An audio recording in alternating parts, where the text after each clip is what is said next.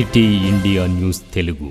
Srisailam project సేఫ్టీపై అనుమానాలు వ్యక్తమవుతున్నాయి. డ్యాం దిగువన ప్లన్స్ పూల్ వద్ద గొయ్యి ఏర్పడి ఏళ్లు కావస్తున్నా ఇప్పటి వరకు రిపేర్లు చేయడం లేదు. ఏపీ, తెలంగాణ రాష్ట్ర ప్రభుత్వాలు దీని రిపేర్ల ఖర్చులు భరించాల్సిన ఇప్పటి వరకు చిల్లి గవ్వ కూడా కేటాయించలేదు.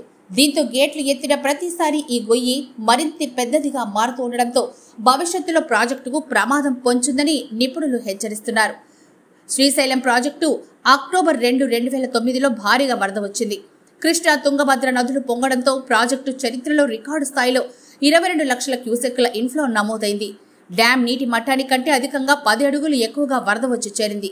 దీంతో కుడి, ఎడమ జల విద్యుత్ కేంద్రాల్లో విద్యుత్ ఉత్పత్తిని బంద్ చేసి అన్ని గేట్లు ఎత్తి నీటిని వదిలారు. ఈ టైంలో వరద ఉధృతికి ప్రాజెక్టు క్రస్ట్ గేట్ల నుంచి నీళ్లు కింద పడే చోట పెద్ద గొయ్యి ఏర్పడింది. 3వ గేట్ నుంచి 8వ గేట్ మధ్యలో ఈ గొయ్యుంది. అయితే గొయ్యిని పూడ్చాల్సిన 2009లో ఉమ్మడి ఏపీ ప్రభుత్వం పట్టించుకోలేదు. తెలంగాణ, ఏపీ విడిపోగా 2014 నుంచి ప్రాజెక్టు మెయింటెనెన్స్ 2 రాష్ట్రాలు చూసుకోవాల్సింది. పాన్స్పూల్ వద్ద ఏర్పడిన గొయ్యి పూడ్చివేతకు 2 రాష్ట్రాలు ఫండ్స్ కేటాయించాలి. కానీ అప్పటి బీఆర్ఎస్ ప్రభుత్వం దీని గురించి పట్టించుకోనేలేదు.